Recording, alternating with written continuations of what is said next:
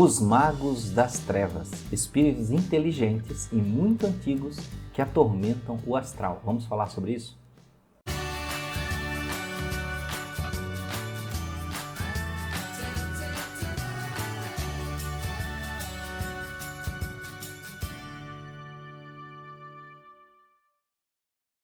Olá, amigos do canal Aprendendo sobre Mediunidade, sejam bem-vindos. Vamos falar desse tema curioso que muitas pessoas comentam, mas às vezes comentam cheio de dedos. Por quê? Porque parece que mistura fantasia, parece que mistura ficção, né? E isso, por nós termos assim tantas histórias em filmes e coisas do tipo, a gente faz certas associações. E aí a gente, não, isso aí parece uma coisa, né? Não é verdade, isso não existe. Mas infelizmente, existe. Porém, é claro, tem uma pitadinha a pitadinha do misticismo, né? É claro, isso existe, isso existe. Mas envolve muitas situações, isso daria para fazer, quem sabe no futuro vamos fazer uma live, porque tem muito assunto no entorno da criação disso, né? Envolve mitos, envolve história, né? Envolve muitas coisas.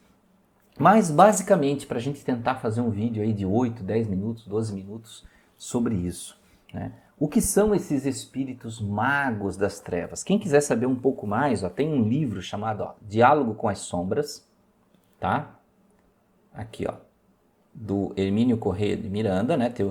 Diálogo com as Sombras, Teoria e Prática. É um livro sobre comunicação com espíritos e esses tipos de espíritos. Então é um livro muito bom, eu costumo dizer que é um livro indispensável, e ele tem um capítulo aqui, né? Magia, né? Magos e feiticeiros, né? Aqui no 2214, né? Mas vamos falar rapidamente, que só o próprio capítulo, se fosse ler aqui para vocês, já daria, né, uma coisa muito extensa. Eu sei que no YouTube todo mundo quer respostas, né, rapidíssimas para coisas complexas. Isso não existe. Você vai ser sempre uma pessoa superficial tentando aprender assim. Vejam que o mago, ele é como ele é criado. Ele sempre é criado através de cultura, conhecimento e uma reação emocional negativa que virou ele para esse lado. E às vezes não é exatamente uma reação emocional negativa por um fato que o feriu, mas também a própria cultura que se impregnou nele e isso tornou-se confortável. Por exemplo, aquela pessoa que foi criada num ambiente exposta ao comportamento do mal, comportamento maligno, roubo, traição, morte, coisas do tipo, e ela, de certa forma, se sintonizou com aquilo, e ela permitiu que essa cultura se tornasse realidade dentro dela. Às vezes até por aspectos de autoproteção, como ela não vê uma outra realidade no entorno dela, ela se vê necessária de aderir àquilo para que ela possa se proteger. A gente sabe que esse tipo de coisa acontece, né? Quem cresce, por exemplo, num ambiente de muito crime, né? A tendência é que a pessoa siga aquilo, porque é a realidade que ela vê, é o que ela entende como real, né? Aí a gente entra já para as discussões sociais, a gente sabe que tem pessoas que renegam esse lado, mesmo nascendo lá dentro, mas veja que é um esforço pessoal. E aí pergunto para você, como isso acontece? Será que não existe aí a consciência vindo de outra vida com nova compreensão? São os quesitos que as pessoas não tomam em consideração. Por quê? Porque a maioria das pessoas não acredita em vida após a morte, reencarnação, coisa do tipo, né? Mas veja aqui, aí existe esse que foi criado no ambiente, mas existe aquele que era muito bom. Aquela pessoa que era muito boa, e em algum momento ela foi ferida, ela foi traída, ela foi espoliada, e aí ela resolve virar para a sua face do mal. E ela resolve praticar o mal porque ela acredita que as pessoas merecem o mal, porque as pessoas não são boas, né? As pessoas têm que ser penalizadas pelos crimes que cometem, né? E muitos dos magos das trevas, eles admitem que eles trabalham como justiceiros. Eles acreditam-se trabalhando em favor de Deus. Eles fazem o trabalho de Deus, castigando aqueles, né, que saem da linha. Então vejam que essas coisas são interpretações. Deus não pediu para ninguém estar lá castigando ninguém. Não é o plano de Deus distribuir castigo para as pessoas. Isso é muito... Aí lembra que eu falei? Envolve o mito, a crença do sofrimento, o mito do sacrifício, que está lá na Bíblia, né? Você é castigado, vai para o inferno e tudo mais, né? Então vejam que é um assunto bastante complexo para falar em pouco tempo. Mas o mago, ele passou por estes momentos e em alguns casos ele já tinha conhecimento de magia, né? De feitiço, de manipulação da matéria através desses tipos de feitiços. E aí ele passou a usar isso para o mal. Aí vem outro quesito, mas Anderson, peraí, feitiço, bruxaria, manipulação da matéria, então isso existe? Sim, se existe no plano espiritual, existe aqui. Porém, Kardec fez também um capítulo sobre feitiços, né? Allan Kardec tem lá no Livro dos Espíritos feitiços, magos, talismãs e coisas do tipo. E eu sempre explico para vocês no canal que o feitiço nada mais é do que um desejo na mente, um desejo forte. Porém, como a maioria das pessoas não acreditam em algo que acontece só na mente, para elas na mente é só um pensamento, não está materializado, não existe. Elas precisam de algo físico. Aí onde a cultura, misturado com os mitos e as crenças, resolveu-se que se você misturar coisas, você está elaborando o feitiço. Né? Então, se eu pego lá as crenças que a gente vê na televisão, a asa de morcego, rabo de cobra e não sei o que, mas o pozinho disso e daquilo com uma planta. Mas veja que essa elaboração é o seu projeto mental, é o seu desejo lá dentro.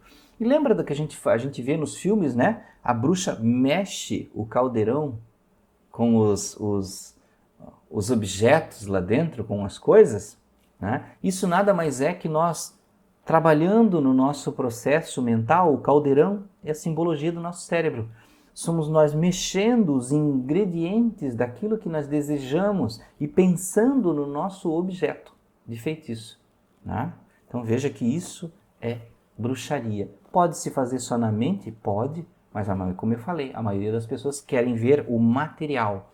Elas precisam de objetos para tocar, para sentir que aquilo está acontecendo. Então, ela reforça o desejo mental com o movimento físico. E quanto mais difícil de realizar essa manipulação física, costuma-se dizer que o feitiço é muito difícil, né?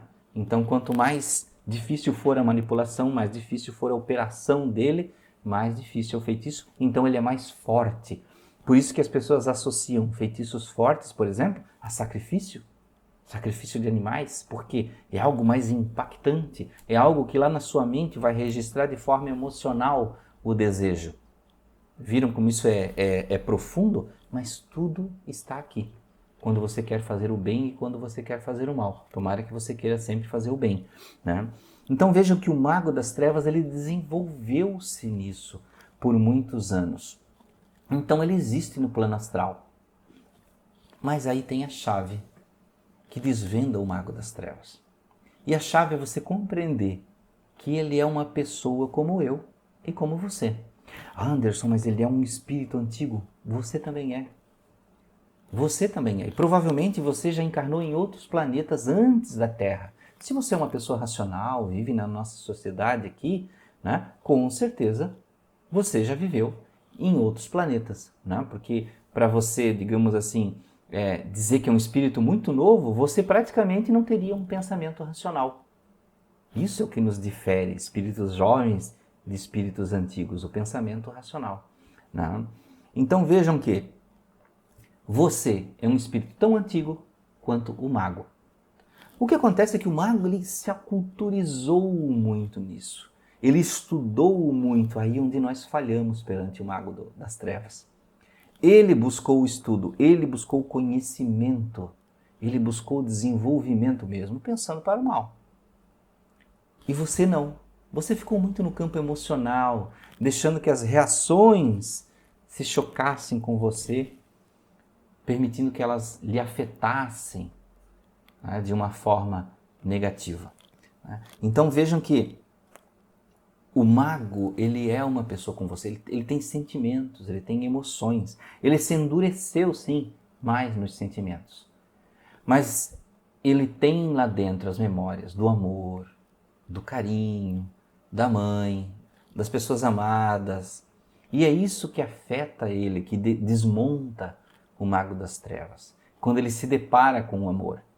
Né? Ele tem uma verdadeira aversão a amor, a carinho, esse tipo de coisa. Isso pode-se dizer que seria, digamos assim, o elixir, né, de cura contra qualquer magia, contra qualquer coisa, contra a própria presença do mago das trevas. Né? E uma outra coisa importante que você não pode ter, porque isso alimenta esses espíritos que podem vir a assediar você de alguma forma, né? É o medo. O medo. Nunca crie dentro da sua mente essa imagem do mago como um ser poderoso, como um ser que vai sobrepujar você, que vai conseguir te dominar, porque ele é inteligente, porque ele é antigo. Você também é inteligente, você também é antigo, você também pode raciocinar muito mais do que ele, se você se esforçar. Este medo dá potencial para esses espíritos, porque aí acontece o quê? Sistema de autoridade. Você dá autoridade para ele e você se torna um submisso. Se você é o submisso, você faz aquilo que a autoridade manda, aquilo que a autoridade imprime.